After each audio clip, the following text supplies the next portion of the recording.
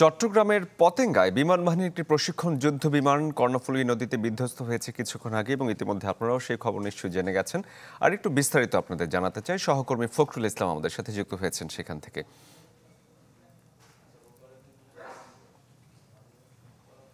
দর্শক, চট্টগ্রামে একটি প্রশিক্ষণ বিমান বিধ্বস্ত হয়েছে কর্ণফুলী নদীতে, সেই খবর নিশ্চয়ই ইতিমধ্যে আপনারা জেনে গেছেন।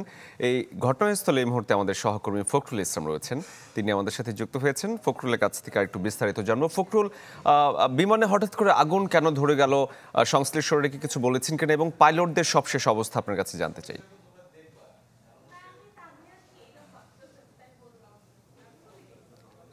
শরীফ, আগুনের ব্যাপারটা যদি জানতে চান, আসলে আগুন কেন ধরেছে এটা তো এই মুহূর্তে বলা সম্ভব না, বা আমার পক্ষেও বলা সম্ভব না। এটা একটি যান্ত্রিক বা কারিগরি বিষয়, নিশ্চয়ই তদন্ত সাপেক্ষ, বা এটা পরবর্তীতে বিমান বাহিনী কিংবা আইএসপিআর তরফ থেকে আমরা হয়তো সঠিক তথ্যটা জানতে পারবো।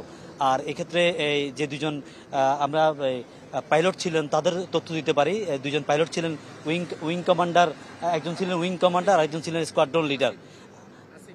উইং কমান্ডার আসিফ এবং স্কোয়াড্রন লিডার, এই মুহূর্তে আমার নামটা ভদ্রলোকে আমরা একটু নামটা একটু ক্লিয়ার বলতে চাই। উইং কমান্ডার একজন ছিলেন, আরেকজন ছিলেন স্কোয়াড্রন লিডার। উইং কমান্ডার ভদ্রলোকের নামটা হচ্ছে উইং কমান্ডার সোহান, এবং squadron leader Asim. Wing commander Sohan এবং স্কোয়াড্রন লিডার আসিম, তারা দুজন ছিলেন। তো আমরা আগেই জানিয়েছি যে যখনই এয়ারক্রাফটটি YAK-130 এই এয়ারক্রাফটটিতে আগুন লেগে যায়, তখনই তারা পরিস্থিতির ভয়াবহতা উপলব্ধি করে নিজেরা নিরাপদে সেখান থেকে ফ্লাইটটি থেকে বেরিয়ে যাবার উদ্যোগ নেয়, এবং তারা নিরাপদে নিজেদেরকে বিমানটি থেকে, এয়ারক্রাফটটি থেকে অপসারণ বা সরিয়ে নিতে সক্ষম হয়। তারা প্যারাশুট দিয়ে নেমে যায়, লাফিয়ে কর্ণফুলী নদীতে পড়ে যায়। তো এদের মধ্যে একজন গুরুতর একটু আহত হয়েছেন বলে আমরা শুনেছি, এবং যাকে চট্টগ্রাম সম্মিলিত সামরিক হাসপাতালে নিয়ে যাওয়া হয়েছে। আরেকজনকে বিমান বাহিনী তাদের জিম্মায় রেখেছে, সেখানে তাদেরকে চিকিৎসা দেওয়া হচ্ছে।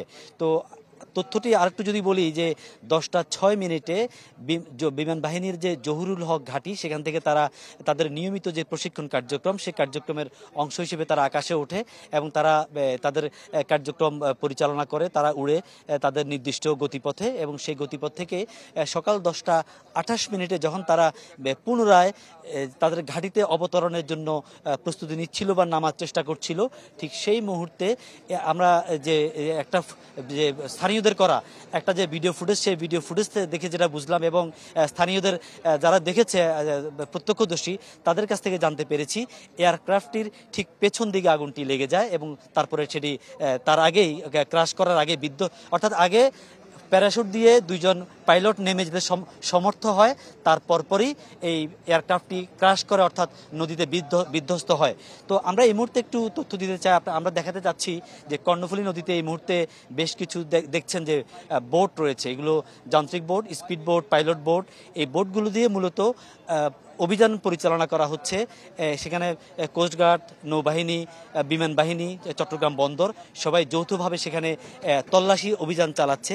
যে জায়গাটিতে এয়ারক্রাফটটি বিধ্বস্ত হয়েছে বা নদীতে পড়েছে, অর্থাৎ পড়ে ডুবে গেছে আর দেখা যাচ্ছে না, সেই পুরো এলাকাটি তারা একটু তন্ন করে খোঁজার চেষ্টা করছে, দেখার চেষ্টা করছে যে আসলে কোন জায়গায় পড়েছে বা সেটিকে উদ্ধার কিভাবে করা যায় বা কত গভীরে। প্রথমে তো আপনার অবস্থানটা নির্ণয় করতে হবে, শনাক্ত করতে হবে।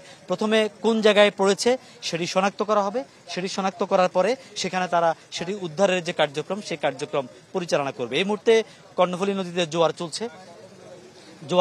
চলছে এবং জোয়ারের সময় কিন্তু আপনি জানেন যে চট্টগ্রাম বন্দর হচ্ছে জোয়ার ভাটার উপর নির্ভর করে জাহাজ চলাচল করে, অর্থাৎ জাহাজ বন্দরে প্রবেশ, বন্দর থেকে বেরিয়ে যাওয়া, দুইটা কিন্তু কর্ণফুলী নদীতে জোয়ারের উপর নির্ভর করে।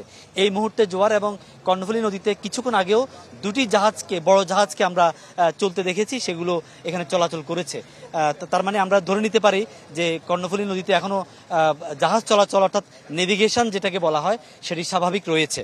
তবে এটি যেহেতু 6 ঘন্টার মতো চলে এবং প্রতিদিন চট্টগ্রাম বন্দরে 5, 7, 10, 12টায় নির্ভর করে কয়টি জাহাজ অপেক্ষমান থাকে বন্দরে প্রবেশের জন্য, সেই সংখ্যাটি নির্ভর করে। তো কাজেই যে সংখ্যক জাহাজ প্রতিদিন কর্ণফুলী নদী হয়ে বন্দরে প্রবেশ বা বেরিয়ে যায়, সেটি একটু সংখ্যাটি হেরফের হয়। তো কিছুক্ষণ আগে আমরা দেখেছি দুটি জাহাজকে চলাচল করতে, তারা কন্টেইনার জাহাজ দেখলাম, তারা বন্দরের দিকে সাগর থেকে বহির্নোঙর থেকে চট্টগ্রাম বন্দরে প্রবেশ করেছে। তো যাই হোক, আমরা বিমান বাহিনীর সাথে এখনো কথা বলতে পারিনি, তারা হয়তো অফিসিয়ালি পরবর্তীতে বক্তব্য রাখবে। আর এই তথ্যটি হয়তো আমরা অফিসিয়ালি এমন হতে পারে যে আইএসপিআর এর মাধ্যমে পাবো, যেহেতু তিন বাহিনীর যেসব খবরাখবর তথ্য স্বাভাবিকভাবে আইএসপিআর হয়ে বেরিয়ে আসে, আমাদের কাছে মিডিয়ার কাছে আসে। তো আমরা একটু দেখছি যে আকাশে একটি হেলিকপ্টার, একটু যদি দেখাই, আকাশে একটি হেলিকপ্টার চক্কর দিচ্ছে, অর্থাৎ সেটিও আকাশ থেকেও সেটিও আসলে অভিযান চালানো হচ্ছে। যে এই নদীর কর্ণফুলী আমরা দেখছি এই হেলিকপ্টারটি কিছুক্ষণ ধরে আকাশে চক্কর দিচ্ছে এবং তারাও চেষ্টা করছে, অর্থাৎ আকাশপথেও চেষ্টা করা হচ্ছে যে জাহাজটি, এয়ারক্রাফটটি কোথায় পড়েছে তার অবস্থান শনাক্তের। তো আসলে সব মিলিয়ে উদ্ধার তৎপরতা চলছে। যে পাইলট দুইজন, তারা দুইজন মানে একজন কম আহত হয়েছেন বা সুস্থ আছেন, আরেকজন একটু অপেক্ষাকৃত বেশি অসুস্থ হয়েছেন, তিনি সিএমএইচে আছেন, আর উদ্ধার তৎপরতা চালানো হচ্ছে। এরপরে আরও যে তথ্য আসবে সেটা আমরা পরবর্তীতে জানাতে পারবো। তো এখানে আসলে সবশেষ কথা হচ্ছে, অভিযান চলছে কর্ণফুলী নদীতে। এটি হচ্ছে একেবারে বোট ক্লাব, এখানে একটি বিনোদন ক্লাব রয়েছে, তার পাশে জহুরুল ঘাটির যে বিপরীত পাশে যে কর্ণফুলী নদীর পাড়ে যে পতেঙ্গা কন্টেইনার টার্মিনাল পিসিটি, সেই পিসিটির ও পাশে, পিসিটি বরাবর কর্ণফুলী নদীর দক্ষিণ পাড়ে কর্ণফুলী এলাকা, সেটি নদীর পাড়ে কর্ণফুলী এলাকাতেই এই এয়ারক্রাফটটি বিধ্বস্ত হয়েছে। ফখরুল, ধন্যবাদ আপনাকে। দর্শক, চট্টগ্রামের কর্ণফুলী নদীর তীর থেকে সহকর্মী ফখরুল ইসলাম যোগ দিয়েছিলেন আমাদের সাথে।